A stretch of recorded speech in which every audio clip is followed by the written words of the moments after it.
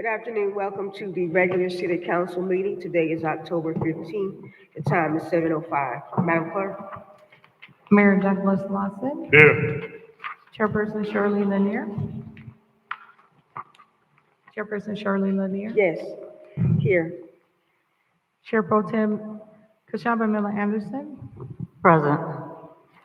Councilperson Bruce Guyton provided notice to the city clerk's office that he will not be in attendance for tonight's city council meeting. Councilperson Glenn Spiritus, Here. Councilperson Purcella Davis Penier, here. City Manager Jonathan Evans, Present. Acting City Clerk Deborah Hollins present. City Attorney Don Nguyen. Here.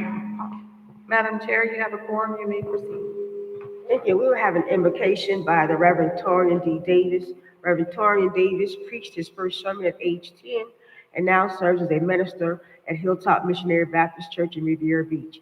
He holds a bachelor's in business administration from FAU, a master's in religious education, and is pursuing his Master of Divinity at Palm Beach Atlantic University.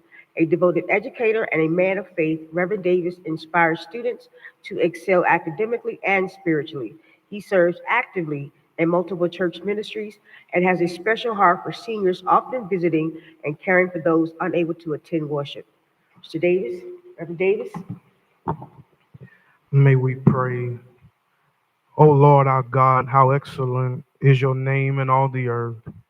Lord, we thank you as we come here tonight, but we ask you that you be with us like only you can as we conduct the business of this great city. Lord, we pray that you touch each and every council person like only you can. Those who are present, those who are absent. We need you, oh God. That's why we come here tonight, because we want to make sure that you are in the midst of our city. We don't want to make a decision without you. We don't want to move without you, oh God, because we know our decisions are good, but your decisions are what we need. Our plans are good, but your plans are what we need. Our thoughts are good, but your thoughts are what we need. Align our plans with your plans. Align our hearts with your heart so that our city can move forward and be all that you would have us to be. God, we pray tonight, oh God, that we conduct ourselves in a way that pleases you. We invoke your spirit of peace in this place.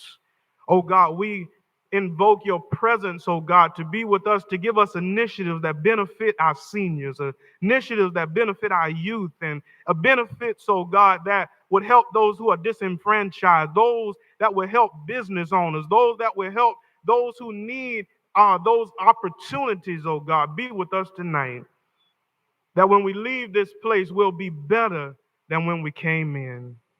Oh God, when we leave this place, we'll leave with better initiatives, with better outlook, with better views. As you said in the word, that the earth is the Lord's and the fullness thereof. This city is yours, oh God. Do with it what you want. And when it's all said and done, we will be all that you have called us to be, that we fulfill the purpose and the call and the plans that you have for our lives. Oh God, we pray tonight that you be with us, that you lead us and guide us. And our main prayer is not our will, but your will be done. And we give you all the glory. We give you all the honor, and we bless that wonderful name of Jesus. We pray. Amen. Amen. Amen. We will have our Pledge of Allegiance by our Councilwoman Davis Penier. I pledge allegiance to the flag of the United States of America and to the republic for which it stands, one nation, under God, indivisible, with liberty and justice for all. Thank you so much, Mr. Davis, Reverend Davis. Do you have any additions, deletions, or substitutions for our agenda this evening? Yes, Madam Chair, from staff, can we remove item 3D and place that item on the next regular meeting of the City Council?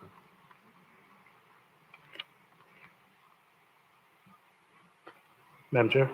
Yes, go ahead. I was seeing if we could substitute or swap 6A and 6B, Ms. Davis Panier's Emerging Leaders with the proclamation for White Cane Safety Day. Yes, any objections? Thank you. And also, if we can, the same accompanying item we did in the Utility District meeting, which was 11C, if we could pull that off the agenda. And then also, I wanted to talk about 11B. What was the first one? Sorry, 11C, which Okay. was the rules and procedure for the City Council and Utility District meetings. We Okay. pulled that item off the UD meeting. I want to pull it off this one as well for possible further discussion and also maybe a possible workshop. And then 11B, Madam Chair, we have a lengthy, healthy agenda tonight, but 11B I think is very, needs to also be vetted out a little bit more, which is going to be the Resolution 8125. If we could pull those off the agenda, ma'am.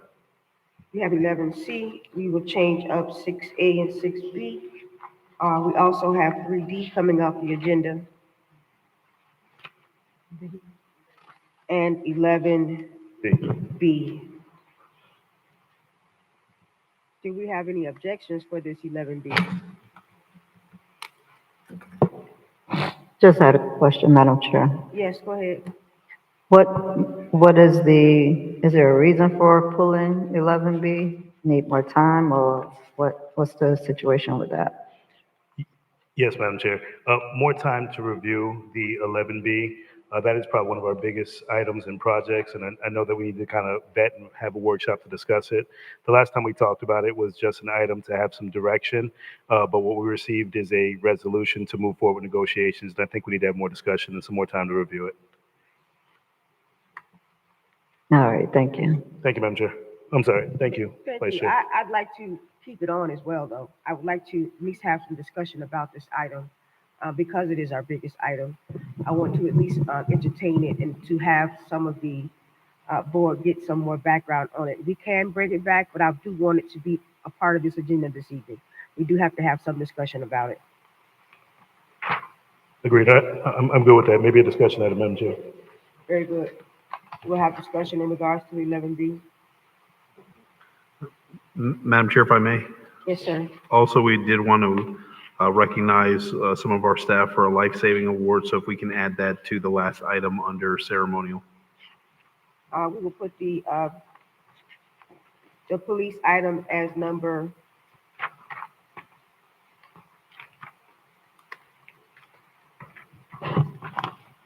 60. Madam Chair, Yes, go ahead, sir. I agree that 11B should stay on the agenda. I mean, this has been going on for years now.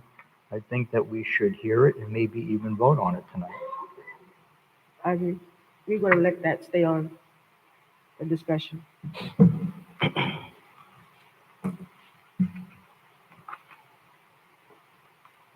Any other additions, deletions, substitutions for this agenda this evening? Any disclosures by staff or by the council in regards to this agenda?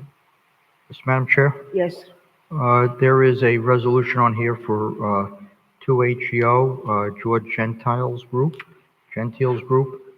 They do work for me privately. So I just want to disclose that on a project that I'm doing in Lake Park. okay. Any other disclosures? Motion to adopt the agenda with changes. So moved. Second. Madam Clerk? Councilperson Davis Panier. Yes. Chair Pro Tem Miller Anderson. Yes. Councilperson Spiritus. Chairperson Lanier. Yes. That's a unanimous vote.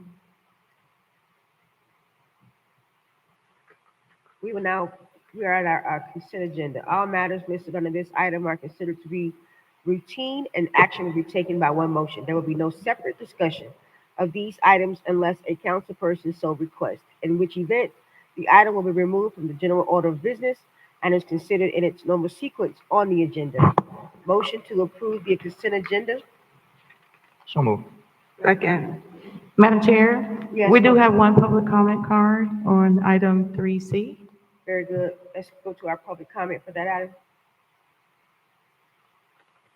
The speaker is Spain Lozman. The acceptance of comment cards on consent is closed. What is the item? He wants to speak on 3C. Okay.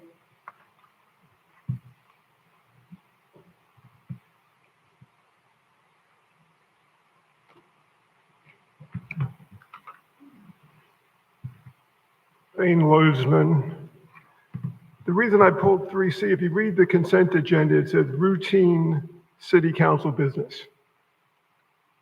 $2.2 million expenditure is a lot of money. There's nothing routine about spending $2.2 million. Now, I support rehabbing that facility, but when you have anything over a couple $100,000, that's not a routine matter. We don't spend $2.2 million and put something on the consent agenda. So I've looked at other items on the consent agenda, and they're for really big dollar values. But when you have something in the millions of dollars, that should be on the regular agenda. Madam Chair, that's in the public comment. Thank you. Call the question. Madam Clerk? Councilperson Davis Pannier, Yes. Chair Pro Tem Miller Anderson, Yes. Councilperson Spiritus, Yes. Chairperson Lanier, Yes. it's a unanimous vote. Next item? Madam Chair, we are under awards and presentations. We will take item 6B first. White Cane Safety Day, National Employment Disability Awareness Month presentation. Mr. Mayor? Thank you, Madam Chair. And Mr. Evans and staff, if we can have some of our residents that can join us right here at the front.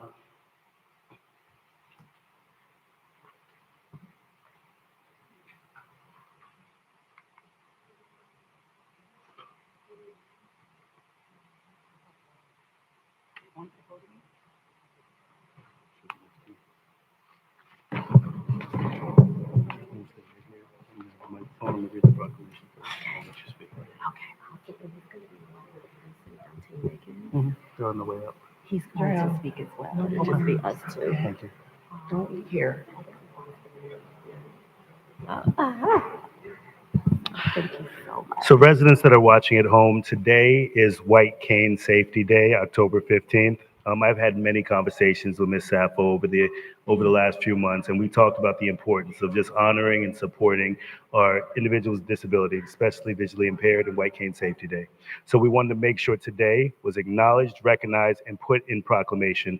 But we also talked about National Disability Employment Awareness Month. So with this day and with this month, we wanted to acknowledge both on today. Whereas on October 15, 1965, President Lyndon officially proclaimed White Cane Safety Day to recognize and raise awareness of individuals who are blind or visually impaired, and to promote the white cane as a vital tool for independence. Whereas first introduced in 1930s, the white cane has enabled countless individuals with visual impairments to travel safely and independently, while also serving as a visual signal for motorists to yield and exercise caution. Whereas the use of the white cane has legally protected in the United States since the middle 20th century, the white cane law ensures that any totally or partially blind pedestrian using a white cane, predominantly white with or without a red tip, or a guide dog who has legal right-of-way, motorists who fail to yield or take necessary precautions are guilty of a misdemeanor, punishable by imprisonment of up to 6 months and a fine. Whereas October 15th serves as a day not only to raise awareness, but to celebrate the achievements of people who are blind or visually impaired, and to honor the white cane is a powerful symbol of autonomy and inclusion. Whereas October 2025, we also commemorate the 80th anniversary of National Disability Employment Awareness Month, which began in 1945 as a week-long recognition of individuals with physical disabilities contributing to the American workforce. Whereas in 1988, Congress expanded the observation to the full month of October under the name NDEAM, broadening its mission to include individuals with non-apparent disabilities such as mental health conditions, and to promote full inclusion and opportunity in the workforce. Whereas since 2001, the Office of Disability Employment Policy has led the national observation of NDEAM by promoting its annual theme and encouraging public and private organizations to recognize the value that people with disabilities bring to the workforce. Therefore, I, Douglas Lawson, Mayor of the City of Riviera Beach, do hereby proclaim October 15th and the month of October as White Cane Safety Day and National Disability Employment Awareness Month, and urge all residents, businesses, schools, and community organizations to observe and recognize through education, outreach, and actions that foster inclusion, safety, and opportunity for all. Setting my hand on the seal is October 15th, 2025, Mayor Douglas Lawson. Thank you, guys.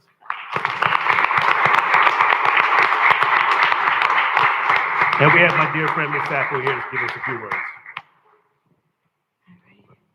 All right. Good evening. Thank you so much. I'm Takesha Saffold. I am a proud resident of Riviera Beach. Thank you, Douglas Larson, the city council, city manager, and the previous administrator for the support of White Cane Safety Day, and for the residents who are blind and or visually impaired in the city of Riviera Beach. It's a few of us.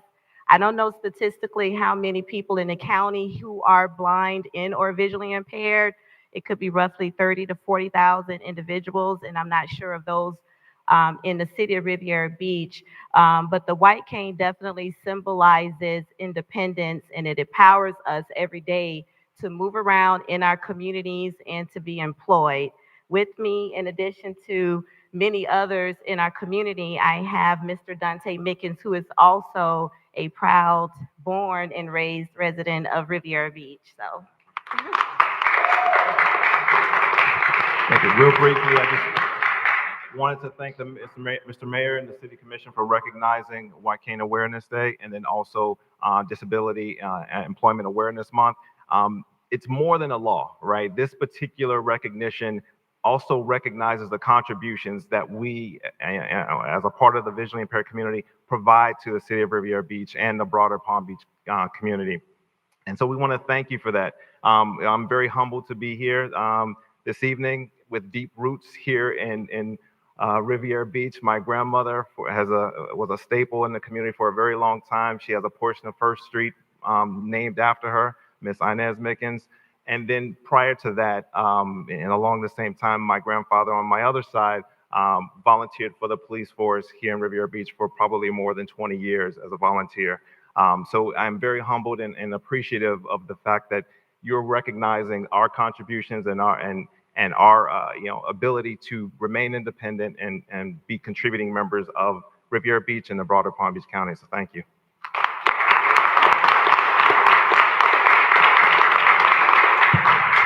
So if we can, we're going to take a picture up here with everyone over here, and then Mr. Evans, if your staff can escort or walk everyone outside, because transportation is coming shortly. Thank you.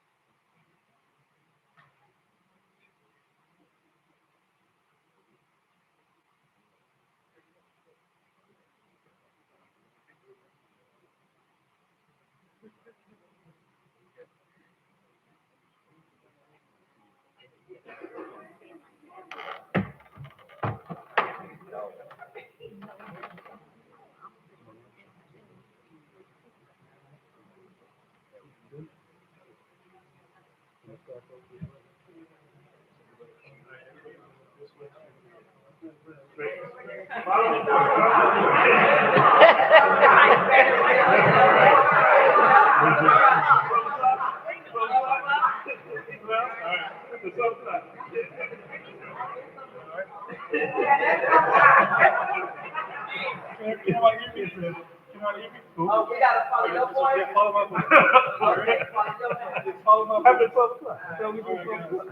Big smiles now. 3, 2, 1. Go one more time. 3, 2, 1. Everybody, please give it up for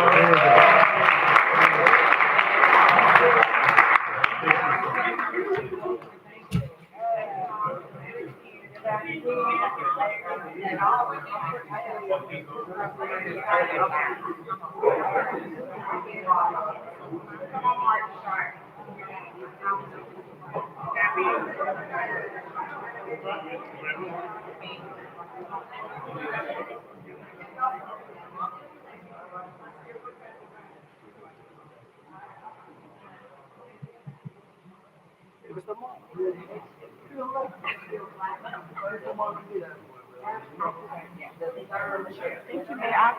Call me Marshall. Lawrence, let's do video.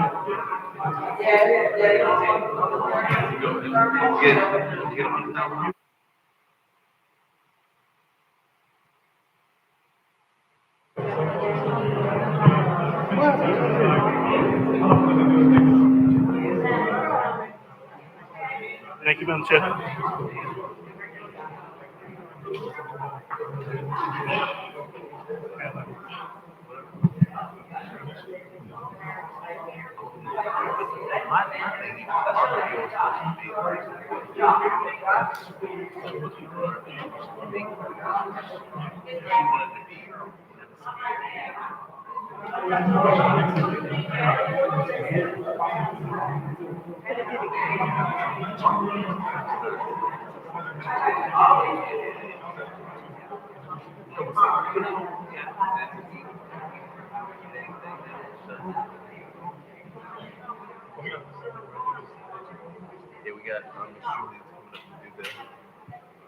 Thank you so much again, Mayor, and for the White Cane Society for coming and being recognized here at the City of Riviera Beach. We really appreciate it.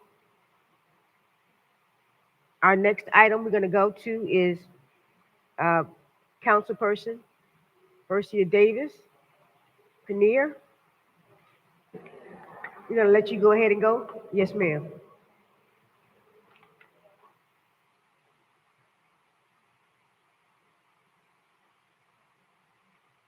I really wanted our Parks and Rec person to be here because this next person is an athlete, but I will proceed because they're doing their good deed. Good evening, everyone. Can I please have Miss Latasha White come forward with her dad, Chad Scott?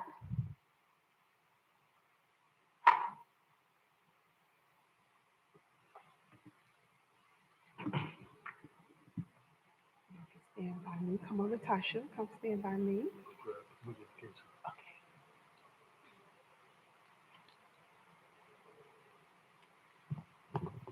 He's just going to grab the Parks and Rec person, if you don't mind.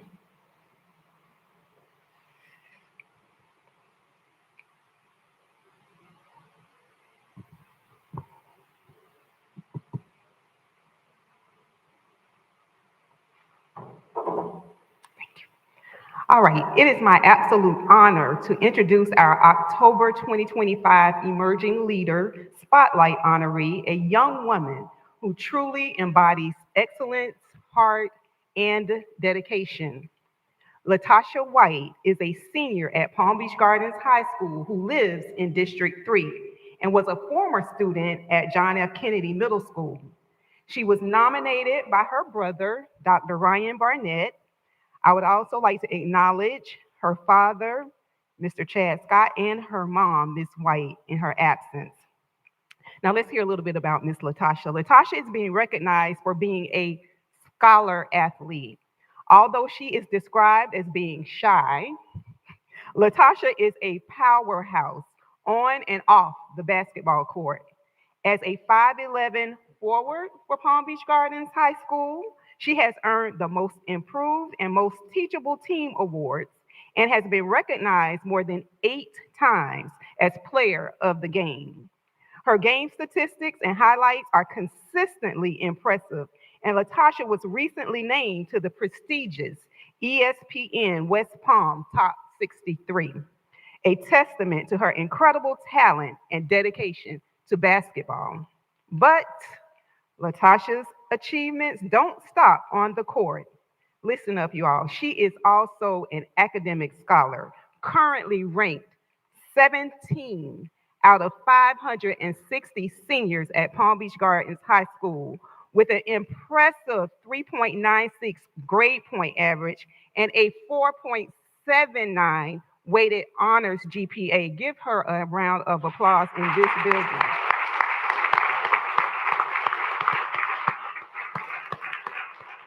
her classes are AP classes, college level courses, and ACE Cambridge courses.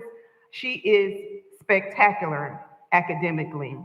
Out of the 26 and a half credits that she has earned, 25 and a half of those were A's. And the other one credit were two B's. So all of her high school career, she has earned A's for her semester grades. Amazing. And I'm a high school counselor, so I know how amazing that is. Her dedication to her studies is as fierce as her game, and she continues to set the bar high for what it means to be a student athlete. Latasha is also committed to volunteering, giving her time as an assistant for the Palm Beach Gardens wrestling team. She has earned over 151 community service hours. Her nominator, Dr. Barnett, was proud to share that Latasha White is someone who can be counted on and is a caring individual who lifts others up and leads by example. Her goal is to attend college on a basketball scholarship and one day become an architect or an engineer. We need both of those here in the city of Riviera Beach. Latasha, we are so proud of you.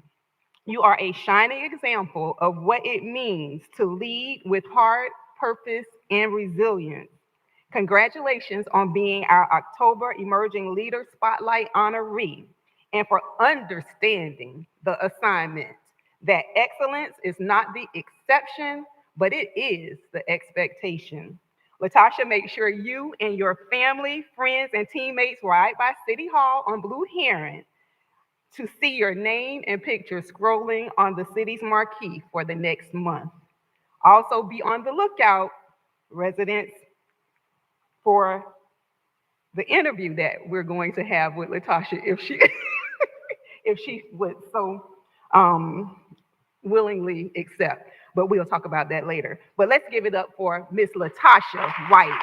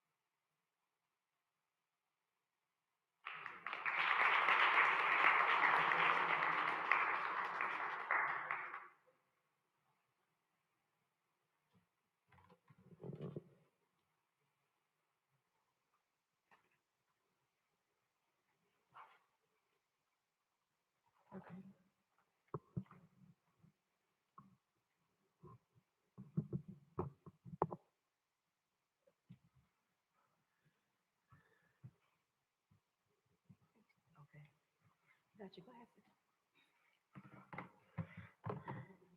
We can go to the next item. Oh, that's not you. Go ahead. Madam Chair, we are on item 6C, presentation of proclamation for Hispanic Heritage Month. We have a proclamation here for Hispanic Heritage Month. Each year from September 15th through October 15th, our nation observes Hispanic Heritage Month, celebrating the rich histories, vibrant cultures, and countless contributions of individuals whose ancestors came from Spain, Mexico, the Caribbean, Central America, and South America. Hispanic Heritage Month begins on September 15th, the anniversary of independence for Costa Rica, El Salvador, Guatemala, Honduras, and Nicaragua, with Mexico and Chile celebrating their independence days on September 16th and September 18th, respectively. The city also acknowledges and celebrates the Afro-Latino population within Riviera Beach and throughout Palm Beach County, individuals whose identities reflect both African and Latin American heritage and whose cultural, artistic, and civic contributions deepen the richness and diversity of our community.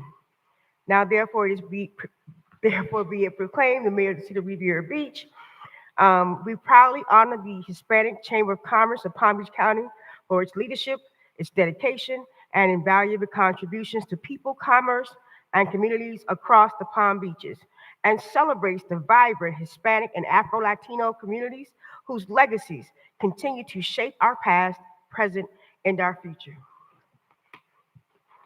Thank you.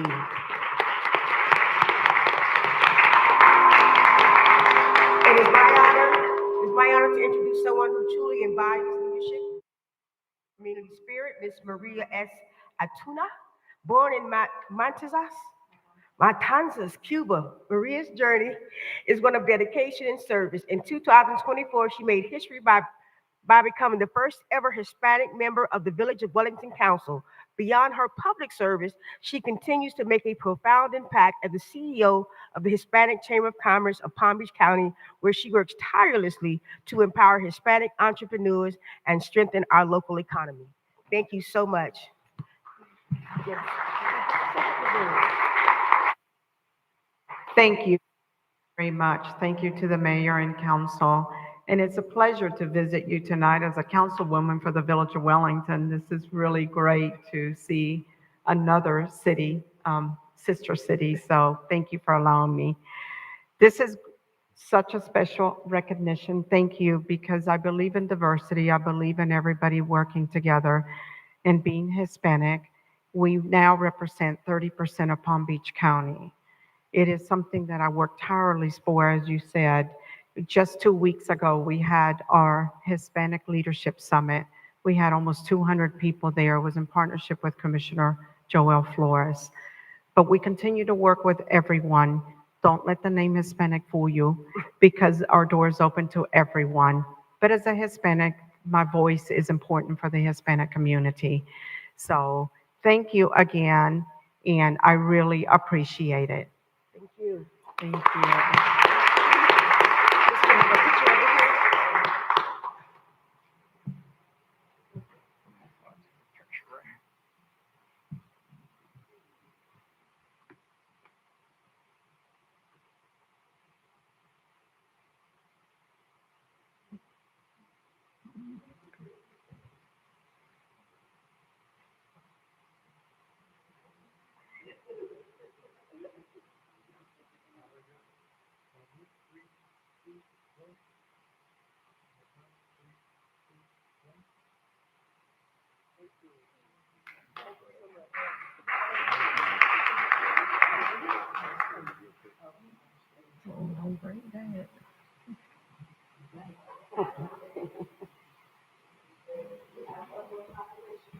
Madam Chair, we are on item 6D, presentation of proclamation to the Pink Queen Foundation. As you know, the month of October is Breast Cancer Awareness Month. We have a proclamation for the Pink Queen Foundation. The Pink Queen Foundation, under the visionary leadership of its founder and chief executive officer, Tanisha L. Burton Sproul, has become a beacon of hope and compassion for families throughout Palm Beach County and across the state of Florida. Through its personalized Cancer Hope Basket initiative, educational advocacy efforts, and financial assistance and referral programs, the Pink Queen Foundation ensures that families receive dignified, respectful, and hopeful support as they face cancer diagnosis and treatment. Tanisha Burton Sproul's unwavering commitment to service has touched countless lives, embodying the true spirit of community advocacy and empowerment, and her work continues to inspire action and compassion throughout our region. Where's Miss Tanisha? Oh, here you are. It's an honor to recognize this incredible woman whose strength, compassion, and vision have touched lives across Palm Beach County and beyond. As a proud breast cancer survivor, Tanisha turned her personal journey into a purpose-driven mission. She saw the gaps that existed for families facing cancer and built a foundation that not only fills them, but does so with grace, empathy, and empowerment. Please join me in welcoming Ms. Tanisha Burton Sproul.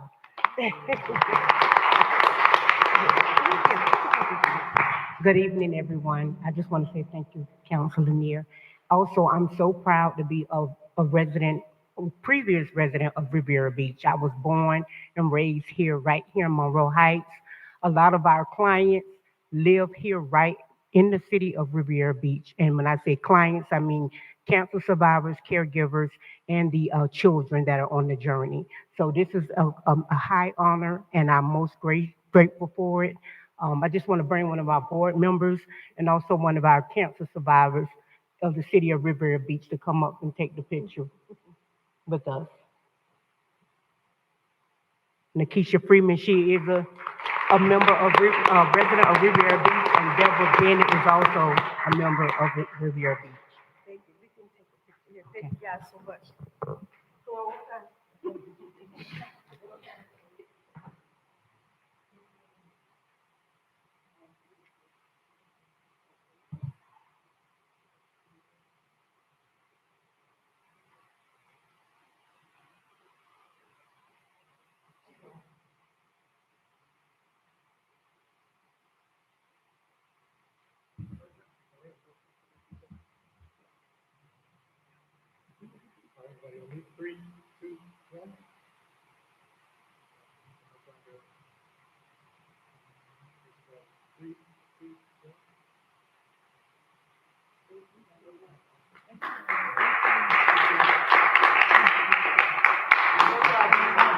Madam Chair, we are on item 6E, a presentation by the Riviera Beach Police Department.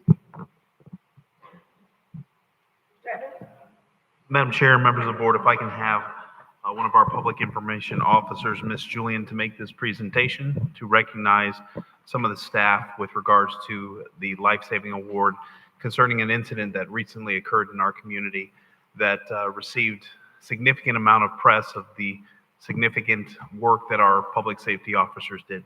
So, Ms. Julian.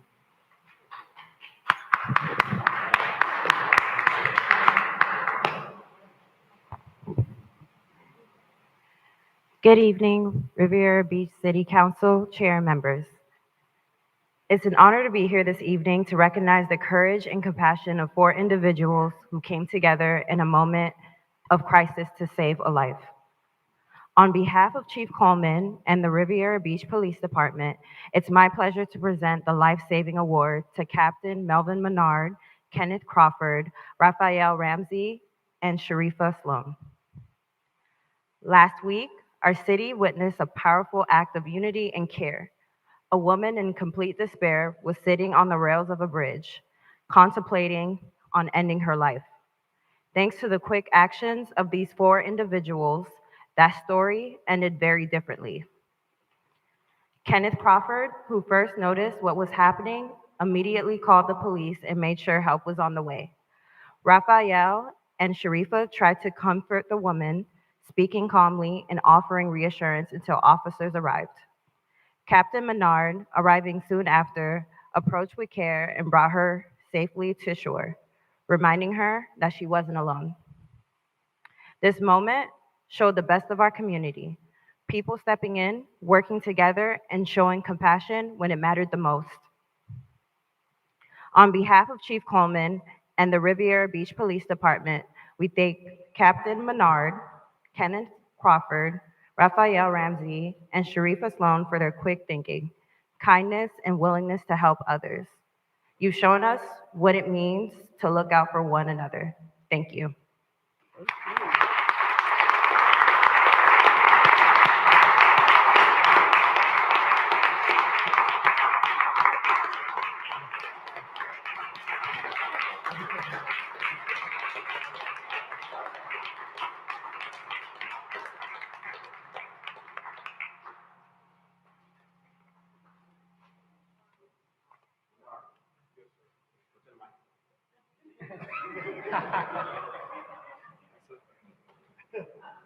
Good evening, City of Riviera Beach, our honorable council persons, City Manager Evans, Chief of Police. All I can say is thank God to these wonderful citizens that spent time with the young lady. And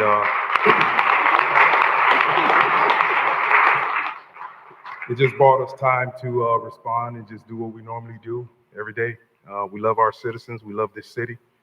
And that's all I got. Riviera Beach on top.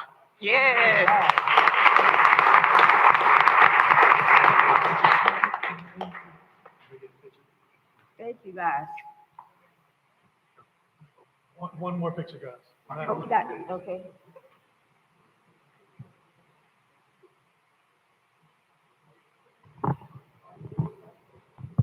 And Madam Chair, while they are coming to up here, I reached out to Captain Menard this week and congratulated him. And he just said, Mayor, I'm just doing my job. And I want to let you know that you're doing above and beyond your job. You're representing the city, and we're honored to have you as one of our officers here. And thank you for what you've done and to our residents. You saved a life. We're all one community, one city, and we love you for that. So thank you.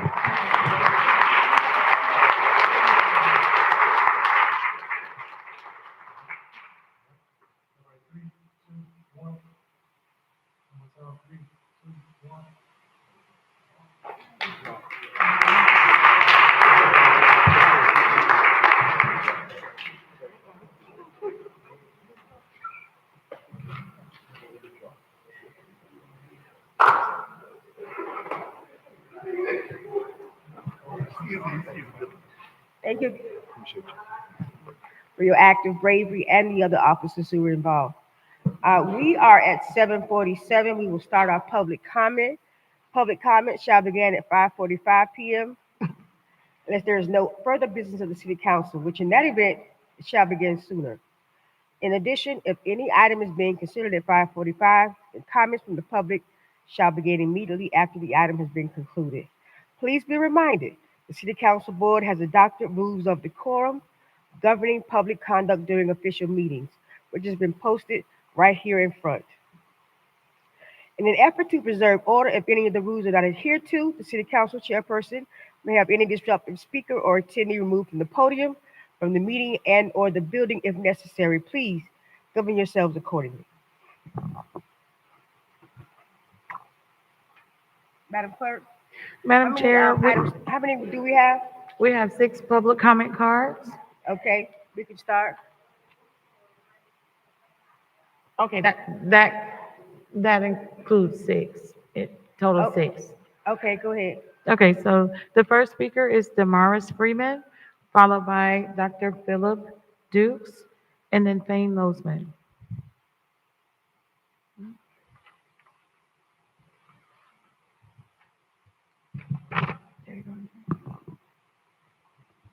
Good evening, Board.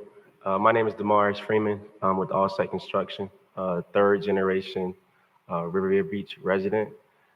This is Ezra Sappho the third. He represents Sappho Paving. We have a board agenda item, Lindsay Davis Senior Center renovation.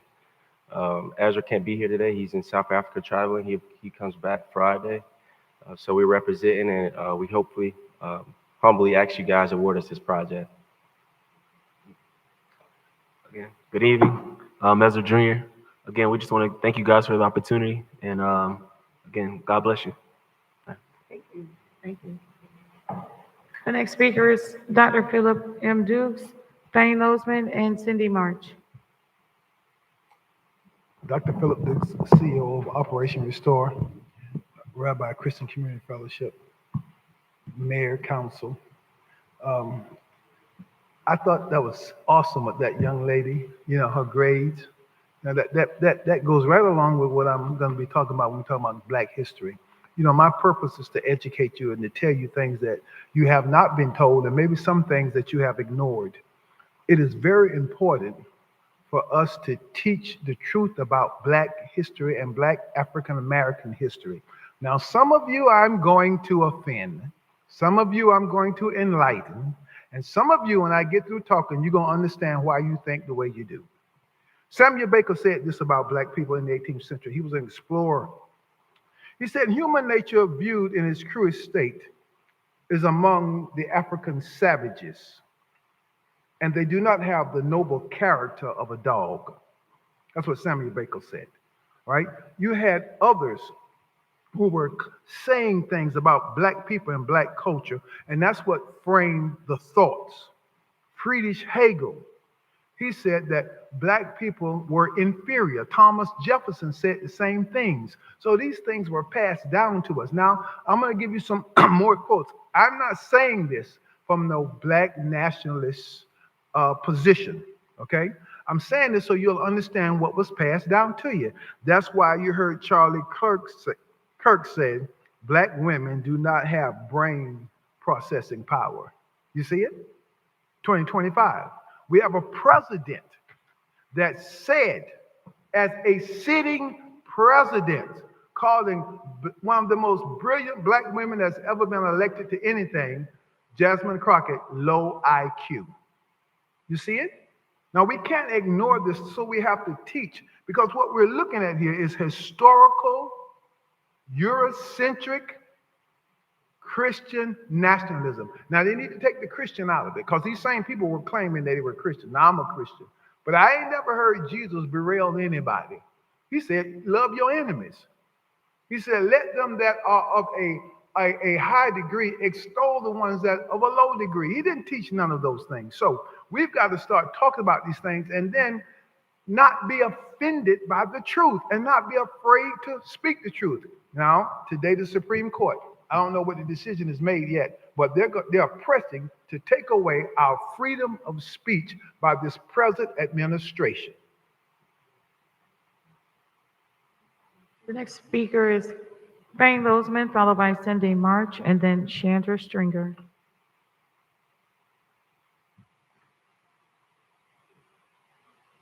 Fane Lozman, the last speaker made an interesting point. Free speech. Did you know that President Trump used Lozman versus Riviera Beach when he was fighting the House Ways and Means Committee when they wanted to get his tax return? He said it was retaliatory based on his comments, his negative comments towards the members of that committee, that they wanted to punish him and get his tax return. In my case in 2018, Lozman versus Riviera Beach, the Supreme Court ruled there was an official policy of long-term retaliation. That policy goes on to this very day.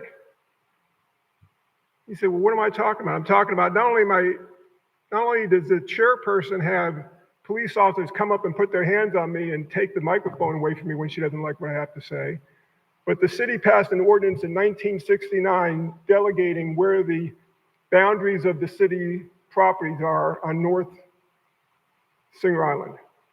My friends and I own 71 acres. We expect to have police protection on our property when people trespass on our property. The city says no. Even though a prior city council passed that in 1969, the city attorney, Mr. Spiritus, and the police chief decided we're not going to enforce trespass on your property. Now, I don't know where that came from because that's a legislative matter that should be respected by the current city council, but it's not. I talked to the mayor about it. He was going to look into it. I talked to him, his assistant. They haven't finished whatever they were going to do going back to July. But the bottom line is we have people trespassing on our property, cutting our trees down, stealing stuff that's on the property. And the police have a memo they put around for police officers not to arrest the trespassers and take them into custody. Why is that happening? Why am I continuing to be retaliated against based on my activities that are protected by the First Amendment? These rules of decorum are 100% illegal. People can come up here and criticize elected officials. That's already been decided by the Court of Appeals. The First Amendment deals with speech that people don't like. If I say Shirley Lanier is the greatest city council person in the history, she won't have a problem with that. But if I say she shouldn't be the council chair, she doesn't have the qualities of leadership to be up there, she should be kicked off the council by her, she should be removed as city council chair. And you can't be removed from this You meeting, sir. see how she interrupts? Yes, sir. Why don't you explain how you were arrested? Excuse me, why don't you explain how you were fired by the city for testing positive for cocaine twice and then your human resources file was changed? You want to explain that sunshine violation? You can't destroy a public record, but that public record's been destroyed in your file. Okay? The bottom line, if you had a police officer put his hands on me because you didn't like what I was saying, you were wrong, and your predecessors should remove you. Otherwise, they've ratified what you've done and they've made themselves all individually liable for violating the First Amendment. Thank you for your comments, sir. Madam Chair, the next speaker is Cindy March, followed by Chandra Stringer and Doretta Polk.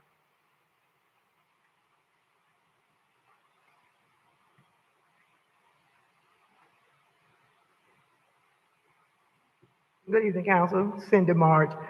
And I can relate to some of the taking the freedom of speech away right here in our local city. It started way back at this old city hall when an officer was told, when we speak, stand up in position.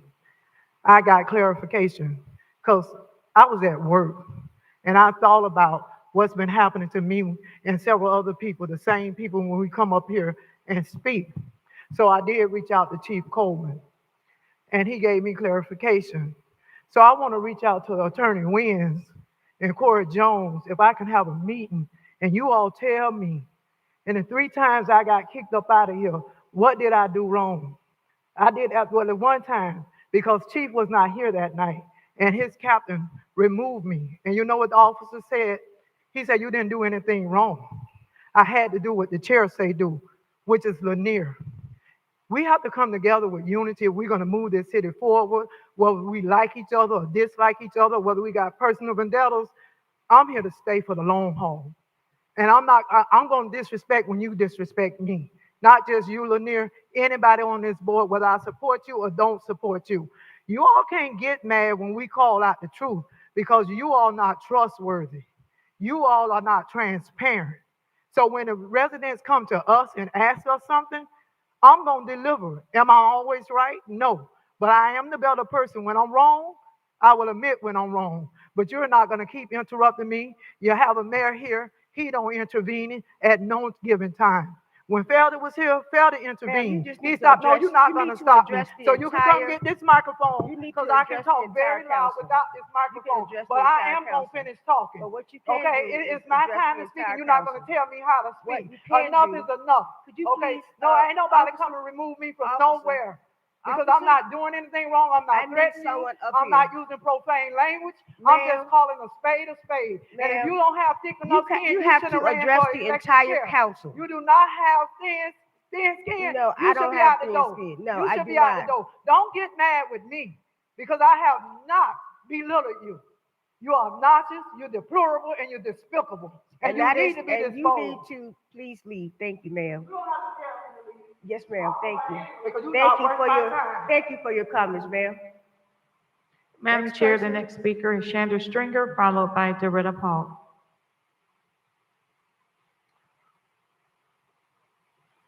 Good evening, everyone, to the mayor, to city manager, the city attorney, and to council. Happy Wednesday, everyone. I just have a couple of questions and maybe a small recommendation. And this is not against the parking. I have to put that out there. But I do want to know if once we pay for the parking, what is the timeline in regards to getting the permit? Because I was under the assumption since I paid for it when I got here tonight, I would put my tag number in and it would show that I've already paid. And now I'm watching my cell phone time because I have to be out of here by 8:20 to be in compliance with the 2-hour rule. So I think we should make sure that that's communicated when people are doing that.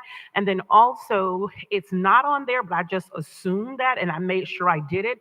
My vehicle is in my business name, which my business is in West Palm Beach. So that meant that even though I'm a resident of the city of Riviera Beach, there is additional information or validation that's required, i.e. water bill, gas bill, and my driver's license. So that may be some additional information you can put so there's not a delay or backwards and forward between payment and the individual that's handling the payment. And the other thing is kudos to the communications department. They are killing the game. I am so excited to see all of the meetings online, but everybody don't check Facebook every day like I do.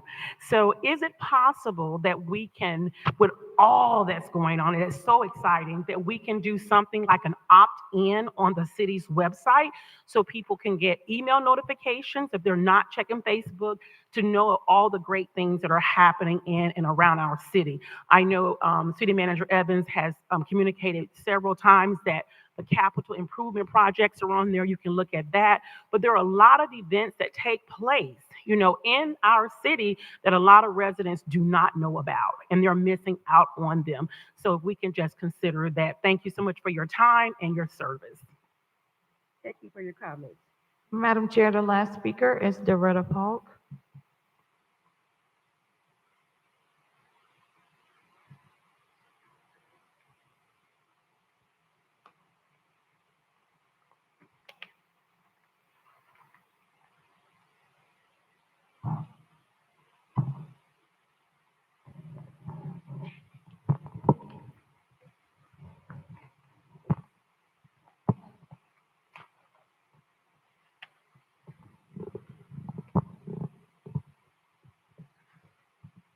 Good evening. My name is Doretta Park, and I just want to say to the chair, I think you're doing an amazing job.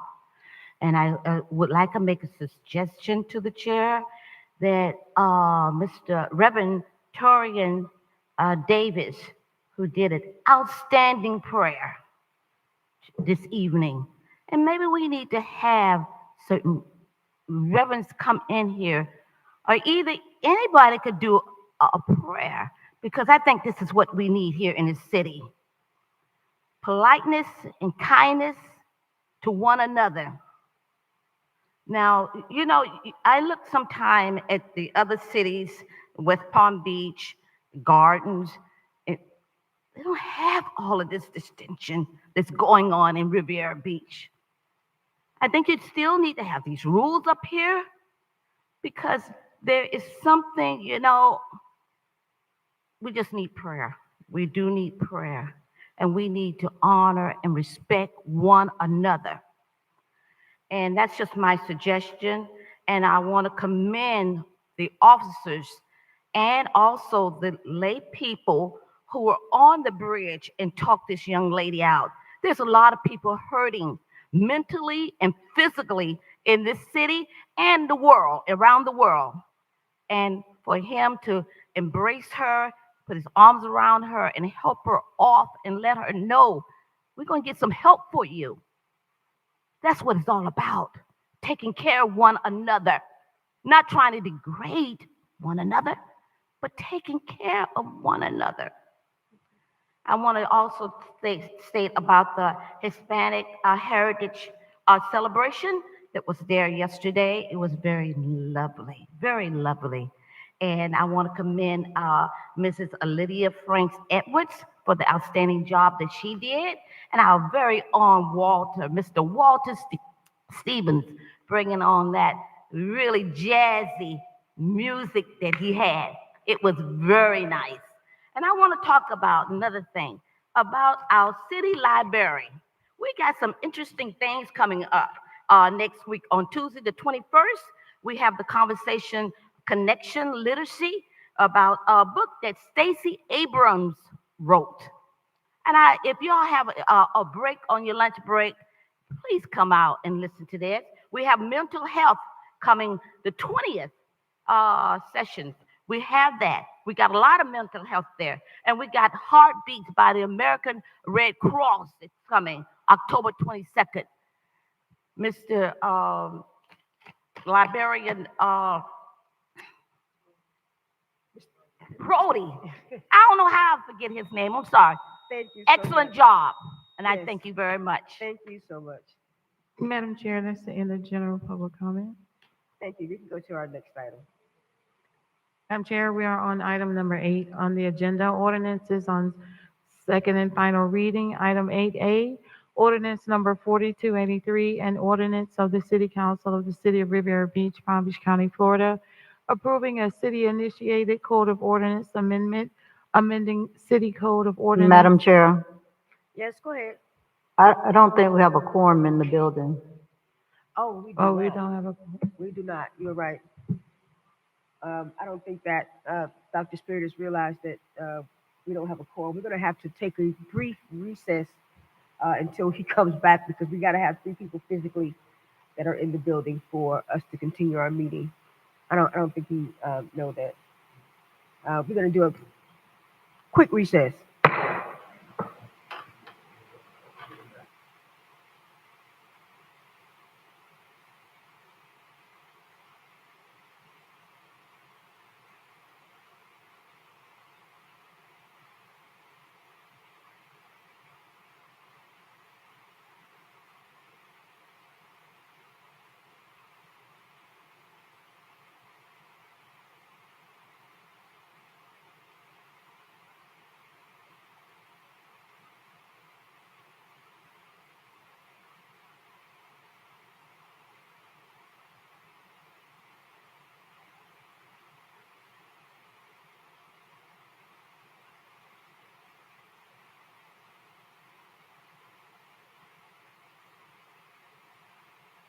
Sirs, we finna get started on.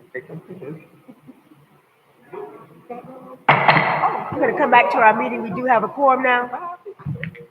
Could you finish or start the, Yes, Madam Chair. Item 8A, ordinance number 4283, an ordinance of the City Council of the City of Riviera Beach, Palm Beach County, Florida, approving a city-initiated Code of Ordinance amendment, amending City Code of Ordinances, Chapter 32, Art in Public Places Program, amending sections 32-2 definitions, and adding and/or amending definitions of art, work of art, or artwork, local artist, maintenance with respect to artwork, maintenance with respect to property maintenance, mural, public art collection, public art master plan, project, renovation, temporary artwork, amending sections 32-4, public art advisory board creation and composition, amending section 32-5, public art advisory board powers, duties, and functions, amending section 32-7, establishment of public art fee, amending section 32-9, arts and public places requirements, adding section 32-12, adopting the master plan by reference, creating section 32-13, adding art in public places, program policies and procedures, providing for applicability, conflict, severability, and codification, and providing for an effective date. Madam Chair, we don't have any public comment cards on this item. The acceptance of cards is closed. our motion for ordinance 4283? So moved. Second. Mr. Evans? Madam Chair and members of the board, this item is ordinance number 4283. There's been no changes since first reading. Staff recommends approval on second and final reading. Mr. Sermons, anything else for us? No, Madam Chair, no presentation unless desired by the board. Any questions for this item? Board? Madam Clerk? Councilperson Davis Panier, Yes. Chair Pro Tem Miller Anderson, Yes. Councilperson Spiritus, Yes. Chairperson Lanier. Yes. That's a unanimous vote. We are on item 8B, ordinance 4282, an ordinance of the City of Riviera Beach, Florida, amending Chapter 31 zoning, Article 1 in general, section applications. Section 31-4 to require public notice for all site plan and special exception applications, requiring a public hearing, providing for codification, severability, and an effective date. Madam Chair, there are no public comment cards for this item. The acceptance of cards is closed. Motion for ordinance 4282? So moved. Second. Any questions in regards to this? Board? Madam Clerk? Councilperson Davis Panier, Yes. Chair Pro Tem Miller Anderson, Yes. Councilperson Spiritus, Yes. Chairperson Lanier, Yes. unanimous vote. Next item? Madam Chair, we are on item 11, resolutions on regular agenda. Item 11A, resolution number 80-25, a resolution of the City Council of the City of Riviera Beach, Palm Beach County, Florida, authorizing the city manager to request the Palm Beach County School Board to enter necessary agreements, plat, warranty deeds, and easements to facilitate an approximately 4-acre property exchange at City Hall Riviera Beach High School, formerly known as Inlet Grove, and Dan Calloway Park, New Inlet Grove, formerly known as Lincoln Elementary, authorizing the city manager to execute such documents as necessary to facilitate the real property transfer and issue work orders in an amount not to exceed $500,000, authorizing the Director of Finance to make payment from project number 21005, City Hall replacement, and providing an effective date. Madam Chair, we don't have any comment cards on this item. The acceptance of the cards is closed. Mr. Evans? Madam Chair and members of the board, I would ask that the Capital Projects Administrator, Mr. Terrence Bailey, to make this presentation. Good evening, Council. Terrence Bailey, Capital Projects Administrator. Hold on a second, Mr. Bailey. Did we have a motion in a second? I make the motion. I couldn't hear anything. Second. All right, there's a motion in a second. Go ahead. Yes, thank you. As you're aware, city staff has been working with the Palm Beach County School Board for the last few years to facilitate the construction and development of River Beach High School. In the necessity for development of River Beach High, Inlet Grove Charter will be relocated to what is now Lincoln, which is adjacent to Dan Calloway Park. Lincoln is currently not large enough to facilitate the charter school, so that the school board staff and city staff worked on a site plan that would allow for this transfer, and there's a need for a 4-acre exchange.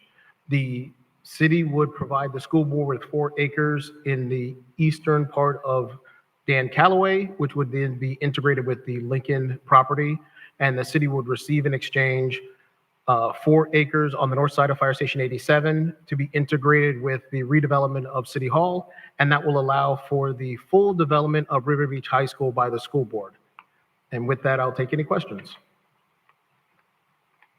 So what is the $500,000 budgetary impact for?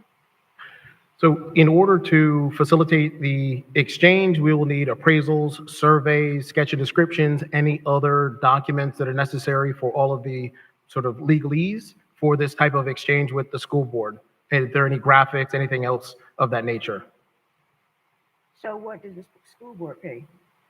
Well, the school board would pay for their portions. We're not going to necessarily pay for everything, but for whatever our portion would be to facilitate this transaction, this allows funding to facilitate that.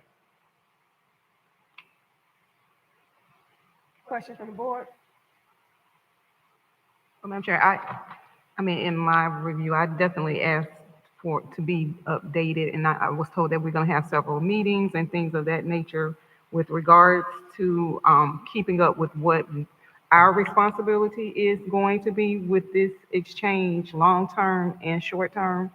Financially, I just really want to make sure that, you know, the school district is doing their part financially. And it seems like a lot of trade-offs that's going to possibly shared use of facilities and things. I just want to make sure that, we're not footing the bill for some of the things that they should be responsible for. Yes, ma'am.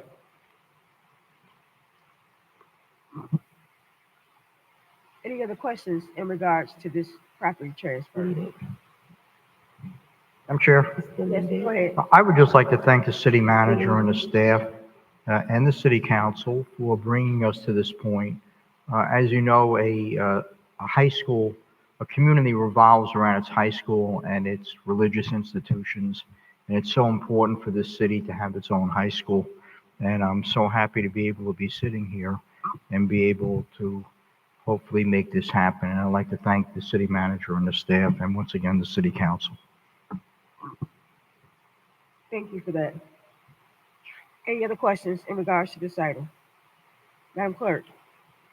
Councilperson Davis Penier, Yes. Chair Pro Tem Miller Anderson, Yes. Councilperson Spiritus, Yes. Chairperson Lanier. Yes. That's a unanimous vote. Next item. Madam Chair, we are on item 11B, resolution number 81-25.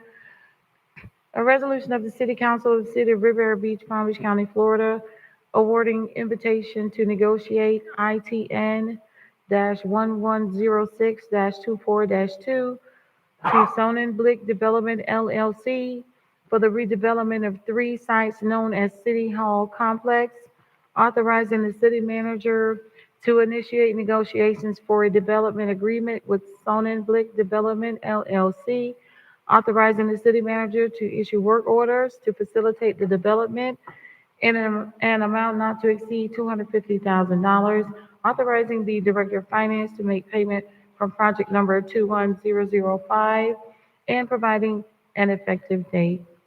Madam Chair, there are no. This is a discussion item, Madam Chair. We do have one public comment card on this item. Mr. Evans? Madam Chair, members of the board, at this time, I'll ask for the procurement director, Director Ammons, to make this presentation. Chair. Yes, ma'am. Hello, good evening. For the record, my name is Latanya Ammons, and I am the Director of Procurement for the City of Riviera Beach. I have here with me also Attorney Goldstein, and I'll have him introduce himself. Good evening, Madam Chair and council members. Joe Goldstein from Schutzen and Bowen, your outside counsel assisting you with this procurement. Thank you so much. So we're here I have a brief presentation, 5 slides, regarding the City Hall and the Municipal Hall complex. We did the city posted an invitation to negotiate on April 2nd, 2024, and it closed on June 28th, 2024.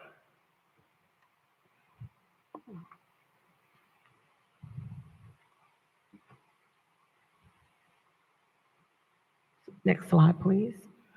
I don't think.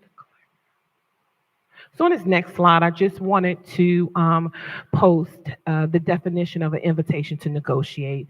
There's several different types of solicitations, and this is one that the city does not use often. However, an invitation to negotiate is flexible and is a competitive procurement that allows us the flexibility of negotiating with one particular vendor and or multiple vendors at the same time. There are evaluation factors that the vendors have to submit and be evaluated on. However, it allows the city to negotiate and have the best value. Next slide. The key characteristics of an invitation to negotiate is that there's a preliminary discussion to determine what is the best method. There's flexibility. It is goal-oriented. Again, we want the best value. It is competitive. That means it is posted in a public solicitation platform, and there is a criteria for selection. So the next slide brings us to the process. As discussed, ITN 1106-24-3 was posted on Demand Star April 2nd, 2024. The solicitation closed on June 28th, 2024, and there were 3 interested vendors that submitted responses and submitted a $25,000 response guarantee. The evaluation committee met on September 4th, 2025, and 2 of the 3 vendors were evaluated, and that was Forest Development LLC and Sonneblick Development LLC. The 3rd vendor was deemed non-responsive. The evaluation team met. All scores were added and calculated and averaged, and Sonneblick Development LLC scored 116.6 points, and Forest Development 112.60 points. So initially, or at this stage, the staff is recommending to approve the recommendation to engage in a professional services and authorize staff to initiate a good faith negotiation with Sonneblick Development LLC because they were the highest ranked vendor. Last slide, please. However, we do recognize that the council has a couple of decision points. So the council can accept the evaluation committee's ranking and authorize staff to commence a good faith negotiation with Sonneblick. 2, council can ask for oral presentations from both vendors, and then after obtaining that additional information through presentations, they can make a decision. Thirdly, the council can direct staff to negotiate with both firms before returning, and then we will return to council with a final recommendation as we do simultaneous negotiations. And then lastly, the council does have the option to cancel this particular ITN and authorize staff to initiate a new solicitation process. And to start a new solicitation process by issuing a new replacement ITN. And that concludes my presentation. Do you have any public comments? Yes, Madam Chair, we have 1 public comment card. Thane Lozman.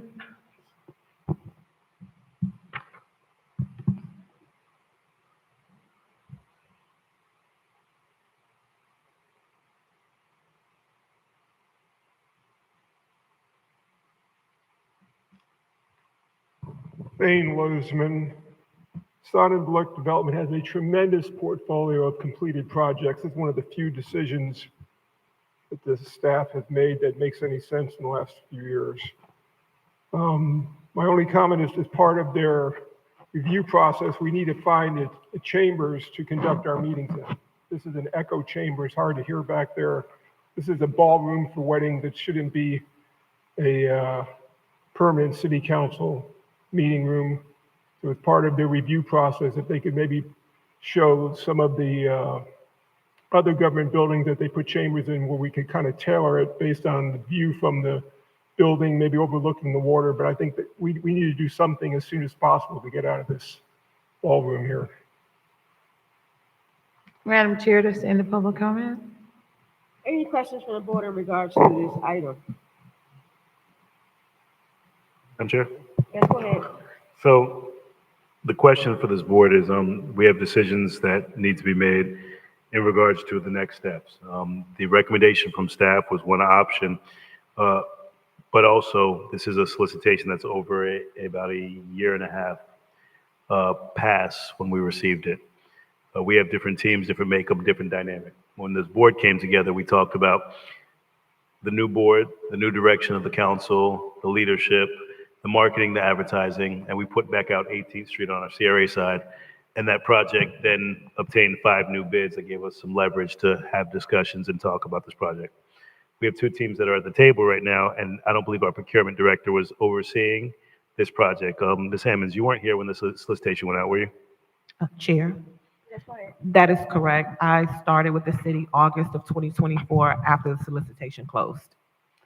So the level of where we were at the time compared to where we are now, we need to make sure that we have the leverage. So the bare minimum that I'd want to see is negotiations with both teams, or for us to have a discussion to see some presentations. We need to see what's going on with this project. We need to actually see what they're going to be presenting, because this is going to be the heartbeat of the city. This is the largest endeavor that the city is ever going to take on.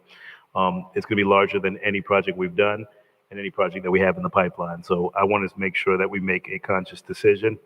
I don't want to rush this through, but I don't want to delay or take too much time. So if we can get a presentation to see, I'd love to kind of hear about what the teams are presenting. What are the options? What is our staff going to be negotiating? What's our timeline going to be? And get some additional insight. And then once we have all of that, we can make a decision from there. Questions in regards to this resolution?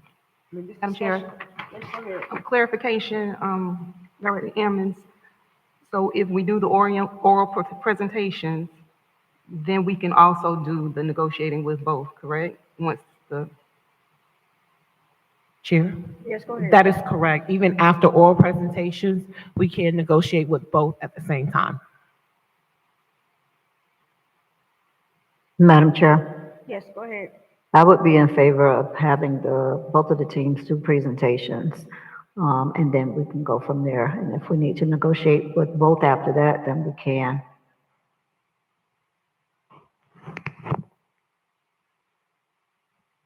That's it. Thank you. And Madam Chair, one last comment. I do want to also make sure that we have the full makeup of the board. We don't want to make a decision.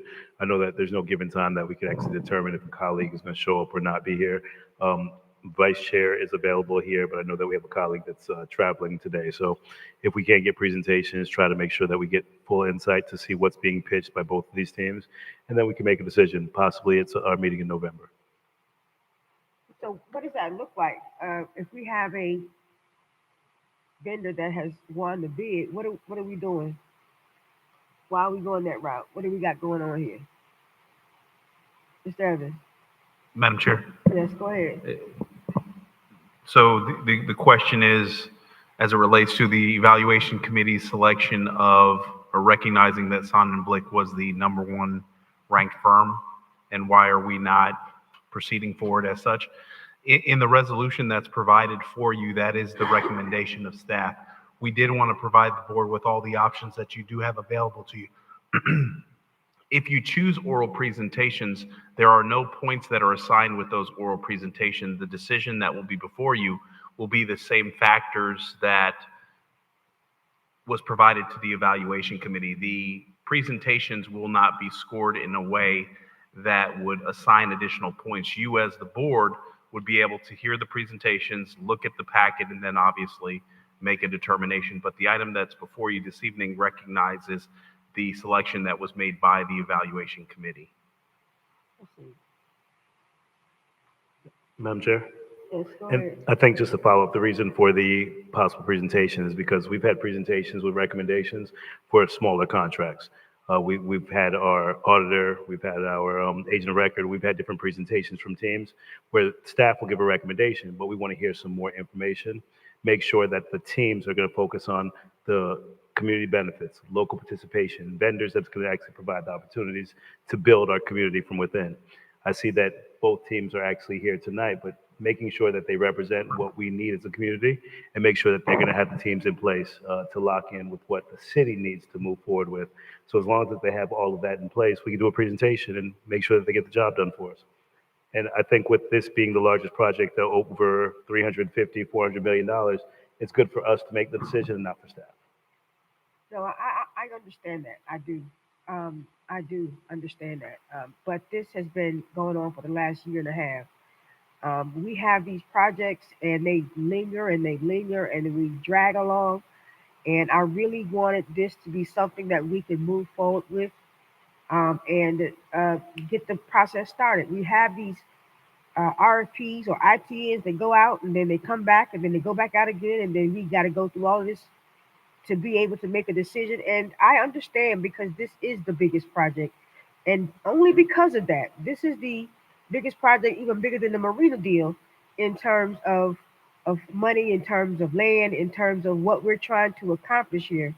And I can understand that, but I really want us to get out of, we have recommendations made, we have evaluations committees. What do we have committees for? If not to bring recommendations to this board and to not listen at that. And I'm not saying we're not doing that, but to not listen at that, to not take that into consideration is something that I really want to get away from because this really does not look good. I really want to be able to bring the recommendations to the council and then we make a decision. But because this is a huge deal for the city, I mean, this is really, really big for the city. I think that, I mean, we just did a item before this, which is swapping land for this same deal. So I understand the ins and outs of it, but I do want to know more about what that looks like for the city. This city hall complex that it's going to include a sports complex. It's going to include land swapping. I do want to see what that looks like and what the ideas of these other parties look like for the city. I can do that, but I really don't like to have recommendations and then try and move on from that. I really don't. So it's the board's decision in terms of how we move forward with this. But we really got to get away from doing this kind of business. I mean, seriously, we got to realize that if we have put a committee together and the committee makes a recommendation, the recommendation comes to us, and there may be, circumstances of how that works because we have an issue through the CRA, but it was a whole unsolicited piece to it. It wasn't something that was put out and something that people came from all over to actually bid for. So I understand those two differences, but if it's the pleasure of the board, then I guess we can move forward and look at both of these developers to see what it is that, and this will also be good for the public, I think. The public needs to see what this thing is going to look like. I think we've talked a lot about City Hall, and what we have now in terms of City Hall is not what we're going to get. It's going to be something totally different in terms of the city itself. So I don't want to. I really don't. Well, Madam Chair, But it's the pleasure of the board. Yes, go ahead. do it for me. No, I just really would like to see the presentation from both. I wasn't here at the beginning of the process, and I think it will help me be comfortable in my decision. And I hear you very well with the process and making sure we stick to processes. I would also ask, like the team of people, who selects that team for future notice. I would like, to know, and, what's their background and why are they selected? Because they are making, serious decisions on costly investments. But I would ask that, we at least get the presentations and we can decide from there, whether we negotiate with both or just go with Yeah, one. I get it. I do. And I think that what should have happened is that before they got here, there should have been a presentation by both parties. That's what should have happened. And then that could have been a part of how we make our decision. But to come at the end of this thing and say, okay, we got one group that's going to receive this development, and then we go and say we want to listen at both of them. I don't necessarily like that at all. But this is a board decision, not a Shirley decision. So we can move forward with hearing both of the developers in terms of this complex, given the Madam Chair? just the hugeness of it. Yes, sir. So I think the real issue is the process. As you were saying, if we're going to have a committee, what's the point in having a committee make a recommendation?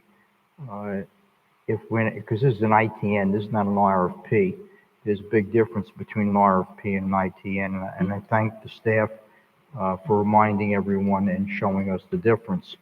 I don't understand why we would really be moving off that procedure. So what we're doing is taking the whole process and throwing it in the garbage pail right now. And I respect both developers. I know both developers. They're both excellent developers. They both have the wherewithal to make a magnificent project for the city.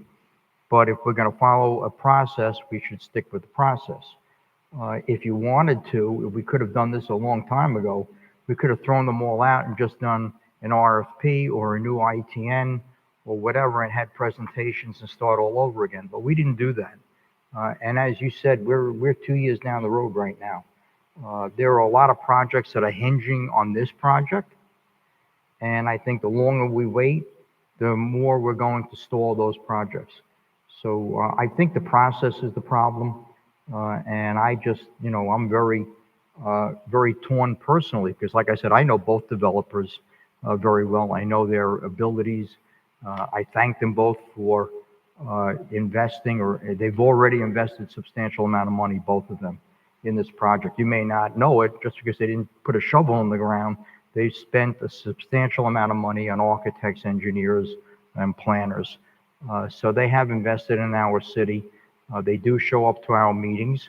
One of them is about to build a very significant project in the city, probably more significant than this one, the Oculina. So, I mean, we're proud to be able to have both of these people at the table, but I think we have to really think about the process that we set up and what we're doing for the future with the process. Like I said, this is not an RFP. An RFP, you could sit there and say, okay, let's hear both sides. Let's start doing that again. But this is an ITN. There's a big difference between the two. And I think that we really are walking a very fine line right now with the respect to the process and doing this in a fair manner. Madam Chair? Yes, go ahead. Well, I'm sorry for asking, but I have to ask. So why did we do the ITN and not RFP? What was, why did Yes, we go go ahead. that route? Madam Chair. You heard the question? Yes. Okay.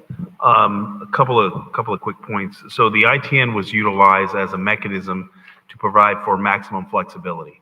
If you did receive a proposal and then you looked at another proposal and you're like, there are components of this proposal that I like and other components, it gives you the ability to get into negotiations with both teams to find out who can bring you what is the best possible proposal. So it gives you an opportunity to negotiate to see who can bring forward the best deal to the city, because this is the public's house, right? This is the largest office building that the city will ever construct, and the development scope of this particular project is the largest development activity that the city will do for the next 100 years. And so we wanted to have maximum flexibility versus a situation where we entered into an agreement with one particular firm and couldn't come to terms to that. We wanted to have the flexibility to negotiate through that process. I do also want to address, Madam Chair, if I may, one of the comments that came up as part of your remarks with respect to why didn't we bring forward presentations. We didn't do that because we wanted to have the direction from the board, because the solicitation document didn't really provide for that as a mechanism of the selection committee. So if the board wanted oral presentations, we wanted to get that direction from you, the board, the policymakers, to say a next step of the process is to add oral presentations. We didn't want to add anything and bring it before you all, and then it's called a foul and said, well, it's not provided for in the presentation. You are presumptuous in your actions from those that have submitted bids. So if it is the desire of the board to facilitate presentations, we can certainly do that. The one thing I would tell you is that if we are to do it, I would recommend that you set a date, maybe a month from now. They have 30 days to be prepared for a special meeting that will just have the opportunity for these items to be heard, because I don't think it would be fitting to put them on a regular council meeting, considering we have so many substantive items. And so I was just looking at the calendar. You can look at maybe November 17th or something in that range that can facilitate if that's the pleasure of the board. Madam Chair? Yes, go ahead. And to Mr. Evans' point, maximum flexibility is what we're looking for. That's why we wanted to have the option to actually hear these participations. And I completely agree with you, Madam Chair. I wanted to entrust staff's recommendations to come to the board to allow for us just to move forward. But this was selected as an ITM prior to this procurement director. This was put us in a position to where I'm not necessarily sure if she would have selected an ITN for this process or not. So with us having this new director here, with having the options that she's given us flexibility as our staff is telling us. We have the flexibility to hear from them. We're not changing anything. And we're only delaying this a 30-day process to hear from the teams and to hold them accountable for what they said they're going to do. So I don't see the heartache when this solicitation was closed back in 2024 for us to try to railroad or rush this through. Let's hear from the teams, let them present, and let's move forward with negotiations after we decide in November. Madam Chair, if I may. Yes, go ahead. I would like to proffer a question to our procurement attorney and our procurement director. So can you please outline what the rules of engagement would be as it relates to a verbal presentation that the board would hear? Can the board set what are parameters? Can the board, add additional elements to that? What are some of the processes that the board should put in place? Because I want to leave with clear direction so we can communicate to both teams what the expectation is for that meeting that we will call to be able to discuss the City Hall solicitation. And so I just wanted to get clarity from our procurement attorney as well as our procurement director as to how we should proceed forward, so everybody has the same rules, and so we are clear when we come in to that meeting to have a discussion about the topic.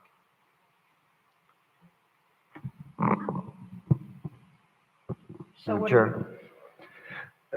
So your procurement director, before I answer the question, she did a great job in explaining what an ITN is, and I think you all recognize the flexibility. But I want to just emphasize a key difference between a request for proposals and an ITN, because it's easy for folks who aren't doing it every day to be confused. Because sometimes in a request for proposal, you then negotiate at the end, but you're negotiating just the contract within the scope of what was requested in the RFP, and you're not allowed to change your proposals. The added flexibility in the ITN is the vendors who make the competitive range, which is what you're deciding tonight or down the road, who makes the competitive range. Here you only have two, but then they can actually change their proposals completely, because you all, through your negotiation team or you as a city council at your next meeting, say, you know what? We read something into the proposal, as your city manager said, and we want both of you now to come back to us and reconsider that. So that's the added flexibility of the ITN. And so in the ITN, we said that you were going to decide the competitive range, and it was either going to be through the evaluation committee or reserve the right to come to the city council, and the city council would make that determination as to who was in the competitive range.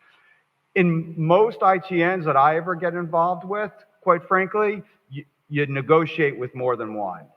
An RFP process, you negotiate who's the highest ranked, and everybody understands that, and that's the way it should be done. In an ITN process, it would be more normal to negotiate with both, because we all know when you're doing real negotiations, negotiating with one, while they know you can always go to number two, if you're negotiating with both sequentially or simultaneously, it gives you a lot of flexibility if you should do that.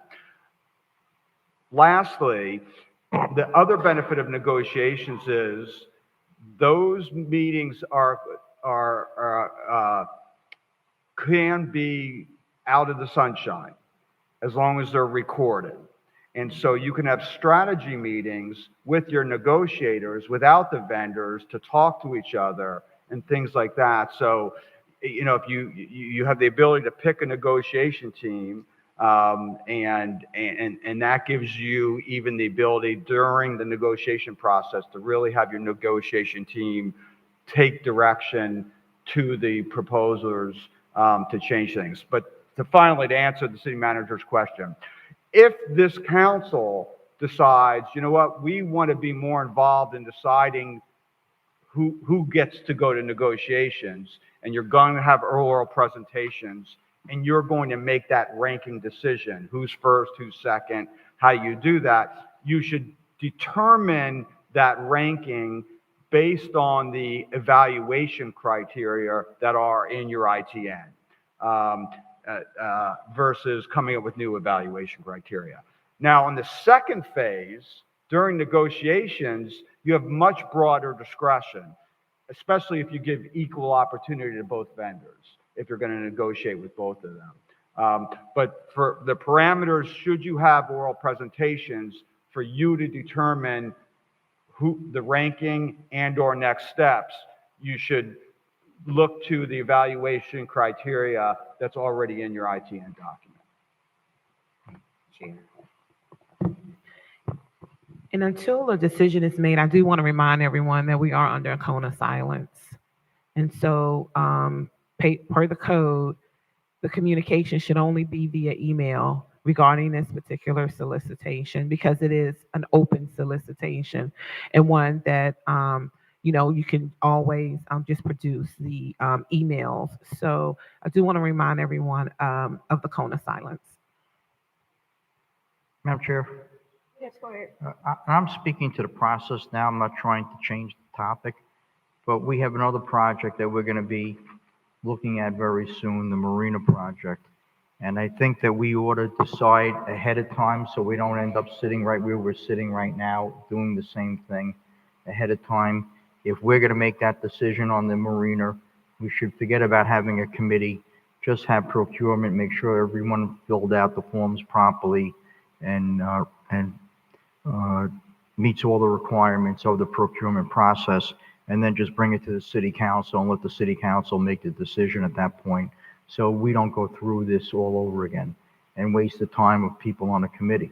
And I have no problem with the city council making that decision. I just think that we shouldn't waste people's time and add an extra step when we're probably not going to need it. So I think that we have to sit down with procurement and the city manager and just say, this is the policy, this is how this city council wants to handle large projects like this, so that we just, you know, we stay focused and we know exactly which way we're going with the procurement process.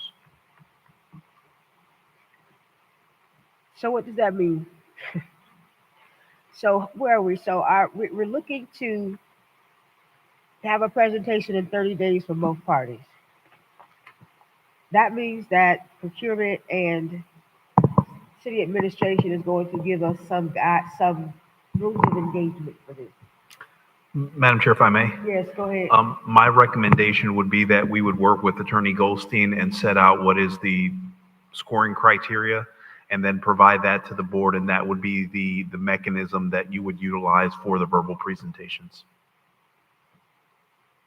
All right. Are there any objections to this process, Madam Vice Chair? No, I don't have any. All right. Are we good? All right, very good. Madam Chair, very briefly, is it safe to set the date for maybe that Monday, November 17th, or? We'll take the 17th. Monday 17th, okay. 6 o'clock? Yes, and let's, if we wanted to have a backup date, did we want to do the 20th, which is a Thursday? National League of Cities. Oh, that's National League. Oh, That's national. Mm-hmm. Yeah, it's Utah. Is it? Salt Lake. National League. City, Salt Lake. Oh, National oh, League. yeah. When does it start? That Wednesday? Tuesday, Wednesday, yeah. Right. So Monday's good if we can do that Monday. Monday. It would have to be that Monday. It had to be that Monday if Or if we're Thursday So gonna, we before. can, or the 13th. The Thursday before. No, that's youth council. well, if National League of Cities is on You going? the 20th, my question is, well, another question is that you have your city council meeting on the 19th. Is that in conflict with the league? So, Yes. so maybe we look to have the meeting on,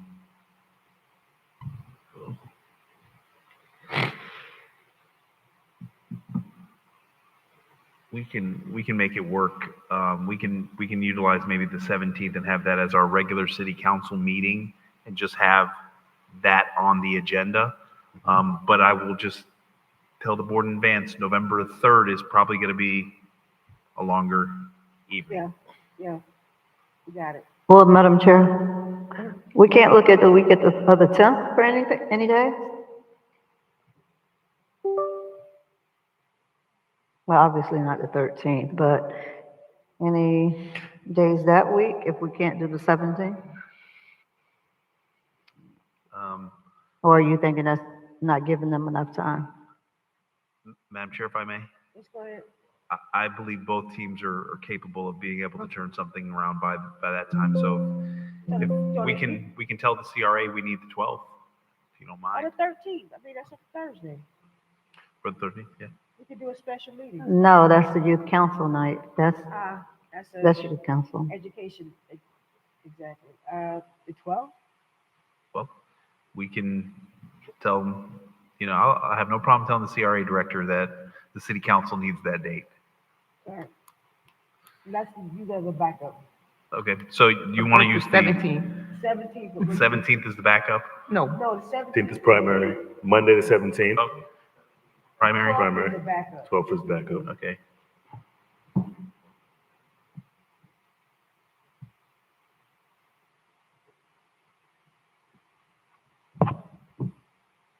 But Madam Chair, Yes, go ahead. the only thing with that is if the CRA is trying to have a meeting that month, the 26th is the Wednesday before Thanksgiving. And that would, unless we're gonna have a different date for that meeting. Yeah, we would have to. Yeah. Well, I think probably just holding firm on the 17th would probably be the ideal. Yeah. All right, let's stick with that until probably The 17th? 17th. All right, excellent. So, explain to the audience, Mr. Evans, what is this process as we move forward with this?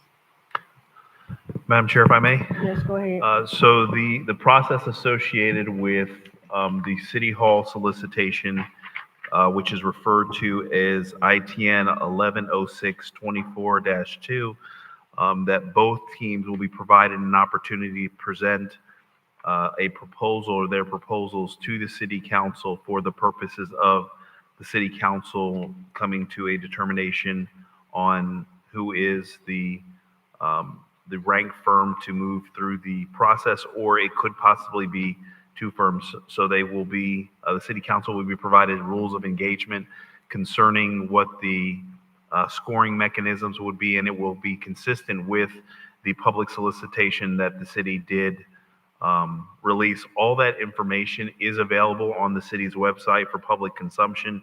So if anyone was to go to the city's website right now and click onto the agenda, you can see the proposals. You can see all the items that are provided for in this agenda item to be able to familiarize yourself with this particular proposal. But that 17th date will be presentations that will be heard from the board, and then the board will provide staff with direction. And then assuming we're successful in that endeavor, then we would immediately commence the negotiation process.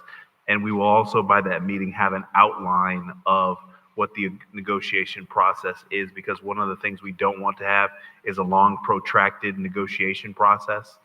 We want to try to move through this relatively quickly, so we'll put together what could potentially be referred to as a timeline for this project. Madam Chair. Yes, go ahead. So, City Manager Evans, will the city council be participating in the negotiations? Madam Chair, if I may. Yes, go ahead. The city council will be involved in the negotiations, providing direction as it relates to terms and conditions and what the city council is looking for.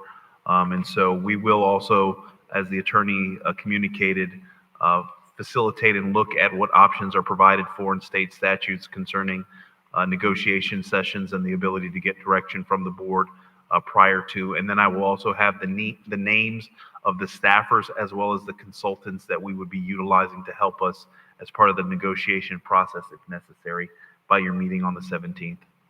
Thank you. All right, excellent. So we're on the same page with this. All right, so that is the end of our agenda. Mr. Evans, do you have your direction for the board for tonight? Madam Chair, if I may, can I have a motion concerning the 17th and directing staff to schedule a special meeting for the purposes of the presentations by both firms on ITN 1106-24-2? So moved. Second.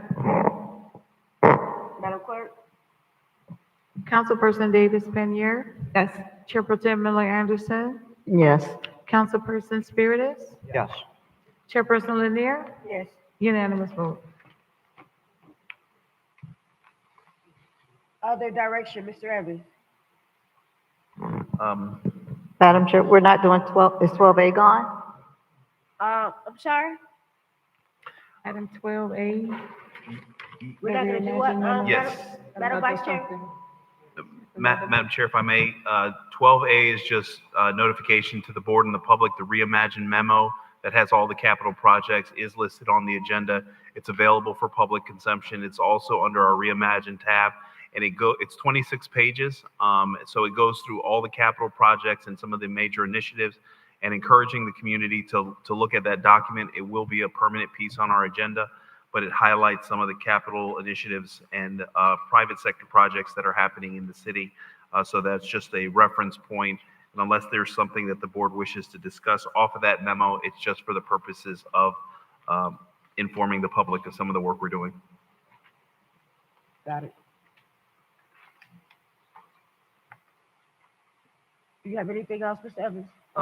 Yes, Madam Chair, just for confirmation of direction, we are going to schedule that meeting for the 17th to have both teams present. We're also going to have what are the rules of engagement, the scoring criteria, as well as the negotiation team, and what options we do have available for what are referred to as closed door or shade sessions for negotiations with the board, and then whom are the consultants that we would utilize associated with that.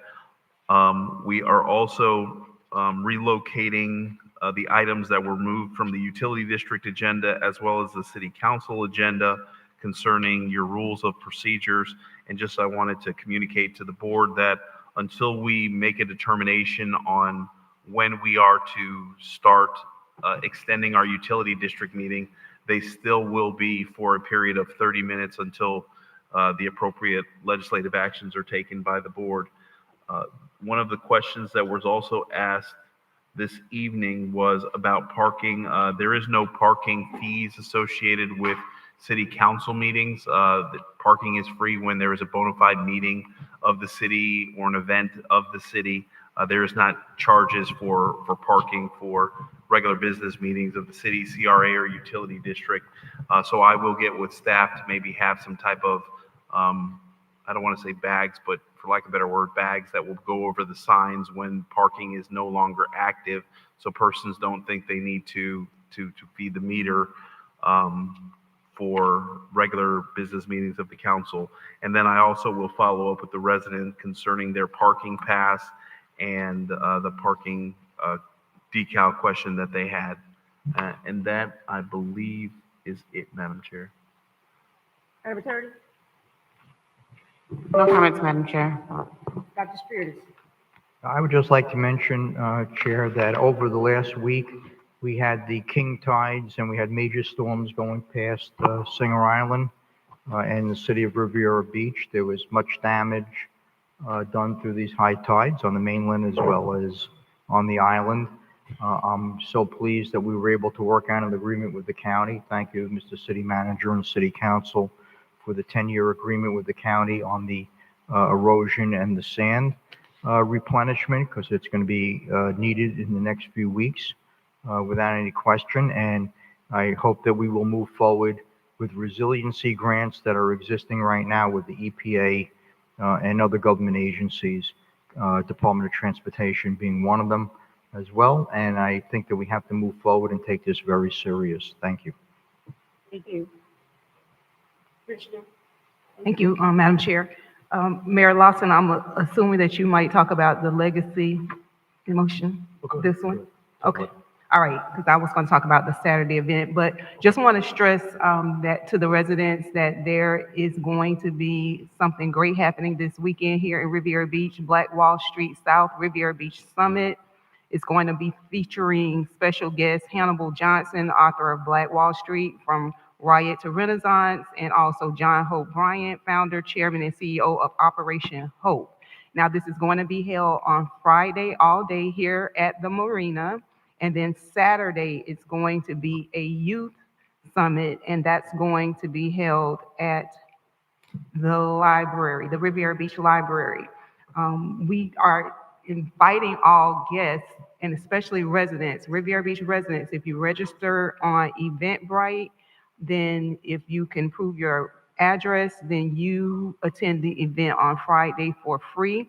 So we're encouraging all of our residents, our business owners, those who are interested in business, and just promoting legacy in our community, economic empowerment in our community, to please register for this event. This is going to be again Friday, October 17th.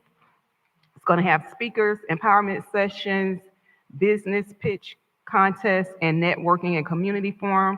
And then on Saturday, it's going to be the Youth Summit Legacy, and I'm a co-sponsor. That's the one that Hannibal Johnson will be speaking at. We're going to be talking about college readiness, Black Wall Street legacy. We're going to have identity workshops for our youth. We're going to have a pitch workshop so these young people can pitch their business ideas. And it's going to also be HBCU recruitment and connections. And that's going to be for high school students, grades 9 through 12. Again, that's this Saturday, October 18th at the Riviera Beach Public Library from 10 a.m. to 2:30 p.m. From 10 a.m. to 2:30 p.m. The host is Dr. Linda Collymore, and if you have any questions, please call District 5 office and we will try to provide you. But there are QR codes. This is being advertised on social media as well. So Riviera Beach residents, utilize this resource this weekend. Thank you. Mayor? Thank you, Madam Chair, and thank you, Ms. Davis-Pinheiro. That was everything for the weekend. I was going to acknowledge that we're doing the component with Black Wall Street in conjunction with Ms. Davis-Pinheiro's office, especially for the youth on Saturday. That is going to be a phenomenal event all weekend, so please attend. It's free for all Riviera Beach residents, Friday and Saturday. This past week, we traveled over to Tampa with the NorthPAC Chamber. Mr. Evans, if you can look into something called Aquafence, it is something that's surrounding the Tampa General Hospital, and that may be good to invest with our fire station. It actually addresses storm surges with king tide, as Councilman Spear has talked about, up to 15 feet. So that's something that we may want to look into investing into, and something new that they have in Tampa General. Also, we need to give Mr. Evans clear direction with what are going to be our three main shovel-ready projects that we want to present. Our federal lobbyist has reached out to us to make sure that we have the ability to receive appropriations. So, Mr. Evans, if you can bring back to the board the idea of what projects you want to present, 3 to 5 top priorities, and they want shovel-ready projects. So we need to make sure that we are in alignment with our staff to present those shovel-ready projects over to our lobbyists up in Tallahassee and in Washington. The governor was actually here in Riviera Beach earlier today. A lot of staff and some of my colleagues actually attended this morning, and we were able to sit down and talk about some of the initiatives and direction from the governor's office and the Black Wall Street events which we spoke about. So I want to just highlight that A lot of eyes are on Riviera Beach right now. We have the ability to really develop and grow what we've talked about for a number of years. So we have to do that in a position where we're doing it safely, cautiously, but yet aggressively. So I understand that my colleagues, and I'm appreciative that we're going to hear presentations, but with the development that's happening, we don't want to displace our residents. We don't want to put any of our opportunities for local vendors not to participate and benefit from the dollars we're spending. And if we're putting $350 million into our city, we want to be able to compete or match what we did with the staff when it comes to our fire stations. 47%, 52%, and potentially 60% of local vendors participated in that contract. So over $10, $15 million for each project went back into the community. So if we're going to be spending this money, we need to make sure that local participation is priority number 1, 2, and 3. And we need to make sure economic development's happening because we won't be able to afford these facilities that we're putting on the burdens of our taxpayers without this type of growth that these developers are coming to the table. So let's make sure we get this one right. Thank you, Madam Chair. Thank you. Madam Vice Chair? No, I don't have anything. This meeting is adjourned.